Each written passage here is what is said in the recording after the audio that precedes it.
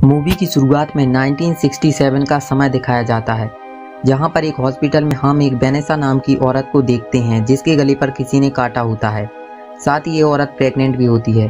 तब डॉक्टर को लगता है कि शायद इसे किसी जानवर ने काटा है। इलाज के दौरान ये एक लड़के को जन्म देती है, जिसके बाद ये औरत मर जाती है। अब कहानी आती है प्रेजेंट में, यानी कि 1998 में, जहां हम एक लड़की को एक लड़के के साथ देख पाते हैं जो कि उस लड़के को एक क्लब में लेकर जा रही थी। बट इस लड़के को इस बारे में कुछ भी पता नहीं होता कि ये लोग कहाँ जा रहे हैं, लेकिन ये लड़का इस लड़की के चक्कर में इसके साथ जा रहा था। ये लड़की इस लड़के को एक बड़ी सी मीट शॉप में लेकर आती है और इसी शॉप के रास्ते एक सीक्रेट क्लब में जाते हैं, जो कि आम इंसानों का क्लब तो बिल्कुल नहीं था, बल्कि एक क्लब था वैम्पायर्स का।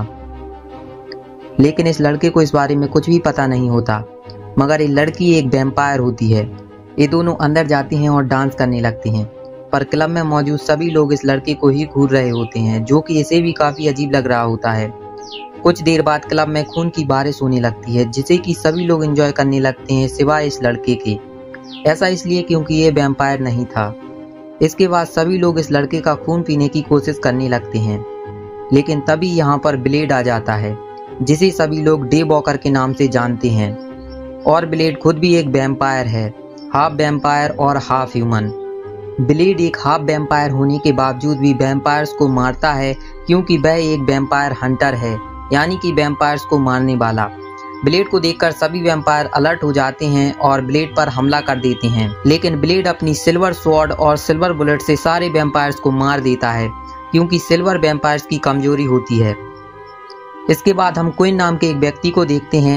ये भी एक वैम्पायर है। क्वीन भी ब्लेड को मारने की कोशिश करता है, लेकिन ब्लेड उल्टा इसे ही बुरी तरह से जला देता है। तभी ब्लेड को पुलिस के आने की आवाज आती है, जिसके बाद ब्लेड यहाँ से चला जाता है और पुलिस वाले आकर क्वीन की आग को बुझाते हैं और उसे फोरेंसिक के लिए भेज देते हैं, क्योंकि क्वीन मर चुका होता है। अब अगले सीन में हम क्वीन की बॉडी को एक मुर्दाघर में देखते हैं, जहां पर कर्टिस नाम का बंदा क्वीन की बॉडी से ब्लड सैंपल निकालकर अपनी कलीग कैरन को जांच करने के लिए देता है। जांच करने पर कैरन को शॉक लगता है, क्योंकि इसकी ब्लड सेल्स इंसानों से अलग होती हैं। इसलिए कैरन जांच करने के लिए कर्टिस के साथ खुद क्वीन की बॉडी के पास जाती है, जहां ये चेक कर ही रहे होते हैं कि क्वीन वापस से जिंदा हो जाता है और कर्टिस के गले पर काटने लगता है। इसे देखकर कैरन बहुत ज्यादा डर जाती है। इससे पहले कि कैरन अपने आप को बचा पाती, क्वीन इसे भी काट लेता है। इसी बीच यहाँ ब्लेड आ जाता है, जो कि क्वीन को मारने के लिए ही आया होता है, पर सिक्योरिटी ब्लेड पर गोलियां चलाने लगती है, जिस वजह से क्वीन यहाँ से भाग निकलता है। ब्लेड भी यहाँ से जाने लगता है, पर कैरन को जख्मी हालत में देखकर ब्लेड उसे भी अपने साथ ले आता है और कैरन को अपने सीक्रेट हेडक्वार्टर पर लेकर आता है, जहाँ पर इसे इसका पार्टनर व्हिसलर मिलता है। व्हिसलर ब्लेड से कहता है कि अगर ये 1 घंटा और लेट हो जाती तो ये वैम्पायर बन जाती। इसके बाद व्हिसलर गार्लिक से बनाया गया एक सीरम कैरन के अंदर इंजेक्ट कर देता है, जिससे कैरन को काफी तकलीफ हो रही होती है। इसी बीच हम वैम्पायर कम्युनिटी को देखते हैं, जो कि ब्लेड को लेकर काफी गुस्से में थी, क्योंकि ब्लेड वैम्पायर्स को मारता है। वैम्पायर कम्युनिटी का हेड ड्रैगनिटी इस सभी का दोषी फ्रॉस्ट को ठहराता है, क्योंकि फ्रॉस्ट वैम्पायर कम्युनिटी के नियमों का उल्लंघन करता है और अपनी मर्जी से काम करता है, जैसे कि खुलेआम इंसानों को मारकर उनका खून पीना और वैम्पायर क्लब्स में खून की पार्टीज करना। ड्रैगनिटी फ्रॉस्ट को वार्न करता है और कहता है कि उसे वैम्पायर कम्युनिटी के नियमों के हिसाब से ही चलना होगा, ना कि खुद की मर्जी चलाना और वैम्पायर कम्युनिटी के नियमों का उल्लंघन करना। लेकिन फ्रॉस्ट कहता है कि यह नियम मेरे नहीं हैं, बल्कि आप लोगों के हैं।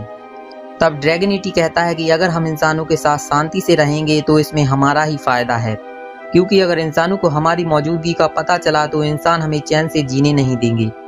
लेकिन फ्रॉस्ट कहता है कि वैम्पायर्स को इंसानों पर राज करना चाहिए, ना कि उनसे डर कर रहना चाहिए, क्योंकि घोड़ा और घास कभी दोस्त नहीं हो सकते।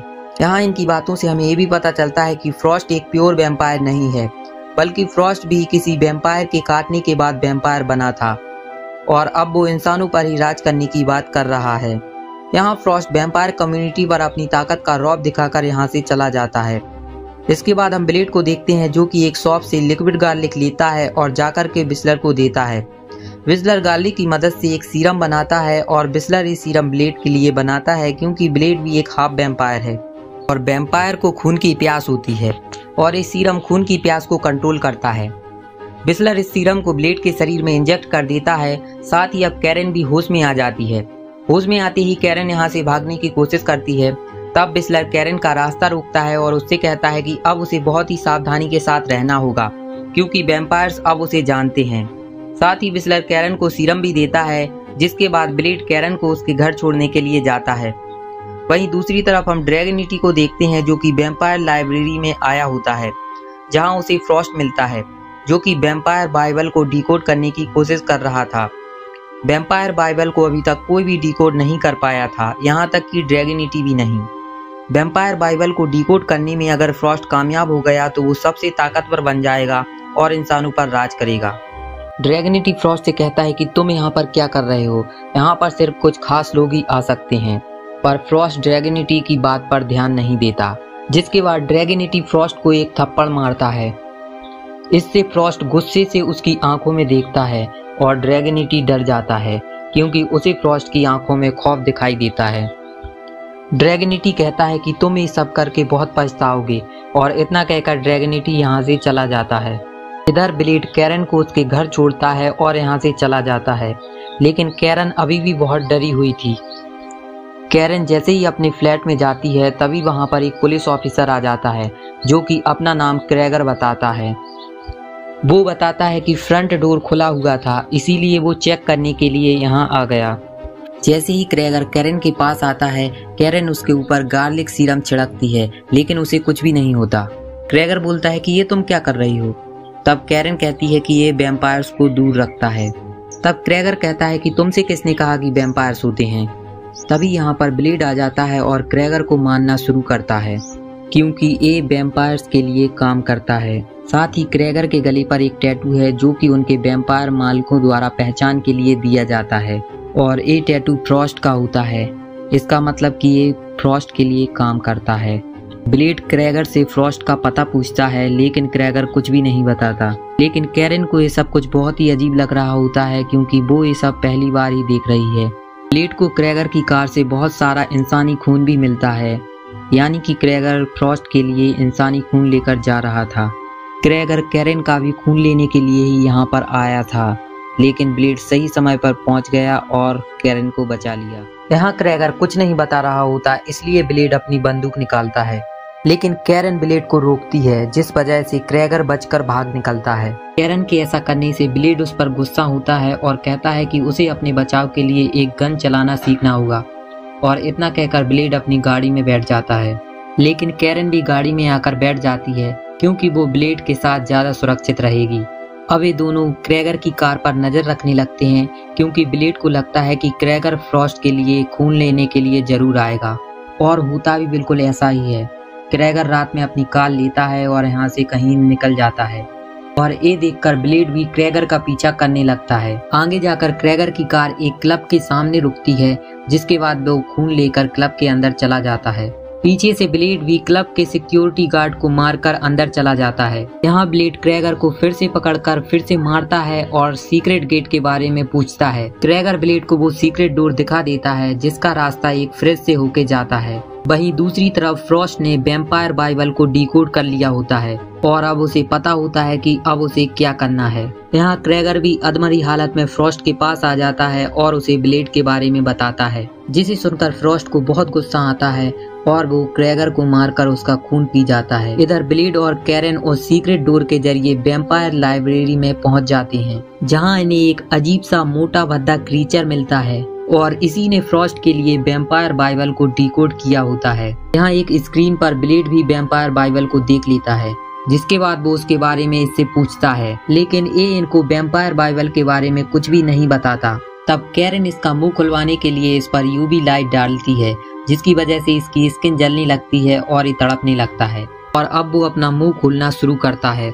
अब ये इन्हें बताना शुरू करता है कि ये एक विधि है जिसमें 12 प्योर वैम्पायर्स की बलि देने पर एक लाम माद्रा नामक वैम्पायर गॉड आएगा, जो बहुत ही शक्तिशाली होगा और उसे कोई भी नहीं रोक पाएगा। और यहाँ वह फ्रॉस्ट भी इन सब लोगों को देख रहा होता है। तभी ब्लेड भी फ्रॉस्ट को देख लेता है और उससे कहता है कि मैं तुम्हें नहीं छोड़ूंगा। ये सुनकर फ्रॉस्ट को भी बहुत गुस्सा आता है और वो क्वीन को ब्लेड को जिंदा पकड़कर लाने के लिए बोलता है। यहाँ ब्लेड लाइब्रेरी के मेन डोर को तोड़कर लाइब्रेरी के अंदर आ जाता है। अंदर आकर इन्हें एक बहुत बड़ी वैम्पायर बाइबल मिलती है जिसका हर एक पेज अलग अलग रखा हुआ था। तभी यहाँ पर क्विन अपने आदमियों को लेकर आ जाता है और ब्लेड और कैरन को पकड़ लेता है, लेकिन ब्लेड अपने ब्लूटूथ के जरिए बिस्लर से बात कर रहा होता है, जिस वजह से बिस्लर यहाँ पर आ जाता है और इन वैम्पायर्स को गोली से भूनकर ब्लेड और कैरन को बचा लेता है। इसके बाद ये तीनों यहाँ से बचकर भाग निकलते हैं और अपने सीक्रेट हेडक्वार्टर में आ जाते हैं। इसके बाद हम बिस्लर और कैरन को देखते हैं, जहां कैरन बिस्लर से ब्लेड के पास्ट के बारे में पूछती है। इस पर बिस्लर उसे बताता है कि तब ब्लेड 13 साल का लड़का था जब वो उसे मिला, लेकिन वो बाकी वैम्पायर्स की तरह खून का प्यासा नहीं था।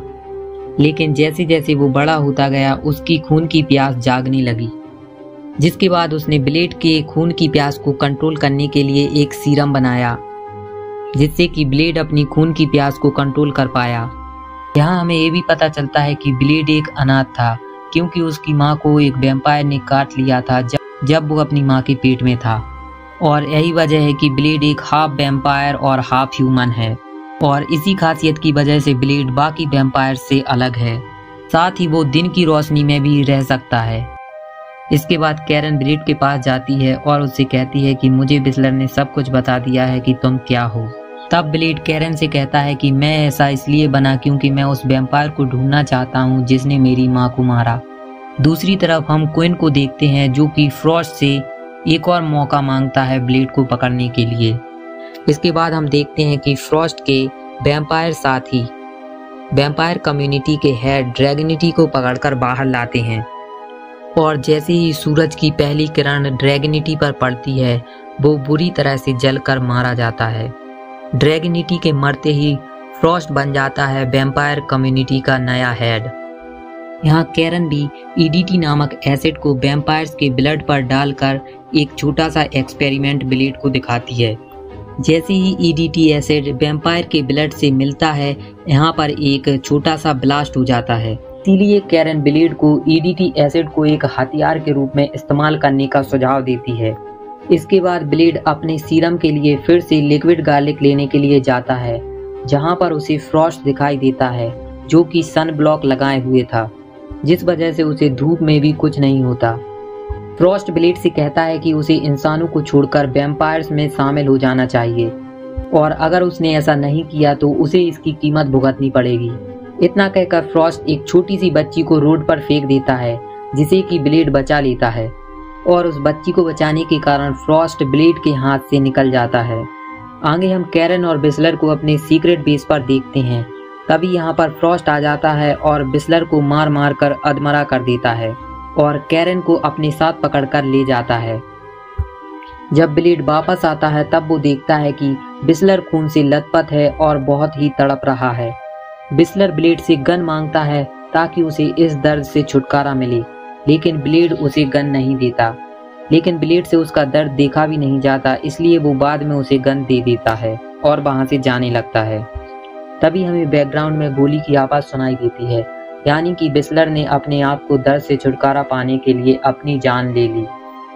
अब ब्लेड बहुत ही गुस्से में होता है। तभी उसे फ्रॉस्ट का एक वीडियो मैसेज मिलता है, जिसमें वो कहता है कि अगर उसे बिस्लर की मौत का बदला चाहिए तो वो एजवुड टावर पर आ जाए। ब्लेड पूरी तैयारी के साथ फ्रॉस्ट के अड्डे पर जाता है और सबको मारने लगता है। फ्रॉस्ट के आदमी ब्लेड पर गोली चलाने लगते हैं, पर फ्रॉस्ट उन्हें रोकता है और उनसे कहता है कि ब्लेड उसे जिंदा चाहिए। फ्रॉस्ट यहाँ पर ऐसा इसीलिए कहता है क्योंकि उसे लामाग्रा गॉड को जिंदा करने के लिए ब्लेड का ब्लड चाहिए, क्योंकि ब्लेड एक खास वैम्पायर है जो कि दिन में भी बिना किसी डर के रह सकता है। इधर ब्लेड फ्रॉस्ट के सभी आदमियों को मारता हुआ फ्रॉस्ट के रूम में पहुंच जाता है, जहां उसे फ्रॉस्ट तो नहीं मिलता, लेकिन वहां पर एक औरत होती है, और ये औरत कोई और नहीं बल्कि वही औरत होती है जिसे हमने कहानी की शुरुआत में देखा था। ब्लेड इस औरत को गौर से देखता है और इसे माँ कहता है, यानी कि ब्लेड वही लड़का है जिसने उस हॉस्पिटल में इस औरत से जन्म लिया था, और ये औरत ब्लेड की माँ थी। ब्लेड अपनी माँ को देखकर शॉक्ड हो जाता है। तभी फ्रॉस्ट ब्लेड के पीछे से आकर इसे असली वाला शॉक देकर बेहोश कर देता है, और फ्रॉस्ट ब्लेड को बताता है कि उस रात उसने ही उसकी माँ को काटा था, जिस वजह से वो भी वैम्पायर बन गई और तब से लेकर अब तक जिंदा रही। लेकिन अब वेनेसा पूरी तरह से फ्रॉस्ट के लिए काम करती है। उसे कोई फर्क नहीं पड़ता कि ब्लेड उसका बेटा है या नहीं। इसके बाद कैरन और ब्लेड को बंदी बनाकर एक वैम्पायर टेम्पल में लेकर आते हैं, जहां फ्रॉस्ट रिचुअल के द्वारा ला माग्रा गॉड को लाना चाहता है। इसके बाद ये ब्लेड को एक ताबूत में फिट कर देते हैं, जिस वजह से ब्लेड का काफी सारा खून बहने लगता है। साथ ही फ्रॉस्ट यहाँ पर वैम्पायर कम्युनिटी के सभी 12 वैम्पायर्स को शामिल करता है, ताकि वो इन 12 प्योर वैम्पायर को सैक्रिफाइस करके ताकतवर बन सके। अब ब्लेड का खून एक एक करके सभी 12 वैम्पायर्स के ऊपर से गिरता है और एक खून की बूंद टेम्पल के सेंटर से सीधे फ्रॉस्ट के माथे पर गिरती है, जिसके बाद आसमान में बिजली गरजने लगती है और ये बिजली टेम्पल के ऊपर आकर गिरती है, जिससे सभी 12 वैम्पायर्स की सोल निकलकर फ्रॉस्ट के अंदर समा जाती है। और अब फ्रॉस्ट के अंदर ला माग्रा प्रवेश कर चुका था, क्योंकि अब फ्रॉस्ट की आंखें भी बिल्कुल लाल हो चुकी थीं। अब यहाँ पर कैरन को भी एक गड्ढे के अंदर फेंक दिया जाता है, जहाँ उसे कर्टिस मिलता है। और कर्टिस वही बंदा था जो कि कैरन के साथ क्वीन की बॉडी को चेक कर रहा था, जिसे क्वीन ने काट लिया था। और क्वीन के काटने के कारण अब कर्टिस एक वैम्पायर बन चुका था। और अब कर्टिस कैरन के ऊपर हमला कर देता है, लेकिन कैरन किसी तरह से कर्टिस को गिराकर ऊपर आ जाती है और ब्लेड को ढूंढने लगती है। कैरन ब्लेड को ढूंढकर उसे ताबूत से बाहर तो निकाल देती है, लेकिन अब ब्लेड बहुत ही ज्यादा कमजोर हो चुका था, क्योंकि उसे अब खून की जरूरत थी और उसके पास उसका सीरम भी नहीं था। अब कैरन के पास सिर्फ एक ही रास्ता था, जिसके बाद कैरन अपना खून ब्लेड को पिला देती है और ब्लेड अब सीरम के मुकाबले 10 गुना ज्यादा शक्तिशाली बन जाता है। तभी यहाँ पर ब्लेड को मारने के लिए उसकी माँ आ जाती है, लेकिन इस बार ब्लेड अपनी माँ पर रहम नहीं करता और उसे मार देता है। इसके बाद ब्लेड नीचे आता है और सबसे पहले क्वीन को मार देता है। इसके बाद ब्लेड अपनी पूरी ताकत से फ्रॉस्ट को मारता है, लेकिन अब फ्रॉस्ट को कुछ भी असर नहीं होता, क्योंकि वो बहुत ज्यादा ताकतवर हो गया था। लेकिन ब्लेड फ्रॉस्ट का एक हाथ काटकर उसे बीच से काट देता है, लेकिन देखते ही देखते फ्रॉस्ट अपने आप को फिर से जोड़ लेता है, क्योंकि अब उसके पास बहुत सारी सुपर नेचुरल पावर्स आ गई थी। अब ब्लेड के पास फ्रॉस्ट को मारने का और कोई भी तरीका नहीं था, क्योंकि फ्रॉस्ट अपने आप को फिर से ठीक कर लेता है। तभी ब्लेड को ईडीटी नामक एसिड की याद आती है, क्योंकि वो एसिड वैम्पायर्स के खून में मिलकर ब्लास्ट कर सकता था। अब ब्लेड ऐसा ही करता है और ईडीटी एसिड को फ्रॉस्ट में इंजेक्ट कर देता है। ईडीटी एसिड को इंजेक्ट करते ही फ्रॉस्ट फूलकर फट जाता है और इस तरह से ब्लेड दुनिया को बचाने में कामयाब हो जाता है, क्योंकि अगर ब्लेड फ्रॉस्ट को नहीं मारता तो फ्रॉस्ट ला माग्रा की ताकत से पूरी इंसानियत को ही वैम्पायर में बदल देता। और फ्रॉस्ट को मारने के बाद अब ये दोनों वैम्पायर टेम्पल से बाहर निकलते हैं, जहां ब्लेड कैरन से कहता है कि तुम्हें मेरे लिए एक बेटर सीरम बनाना होगा। इसके बाद हम मॉस्को में एक वैम्पायर को देखते हैं, जो कि एक लड़की का खून पीने ही वाला होता है कि तभी वहां पर ब्लेड की एंट्री होती है और ब्लेड इस वैम्पायर को मार देता है। और इसी के साथ ये मूवी खत्म हो जाती है।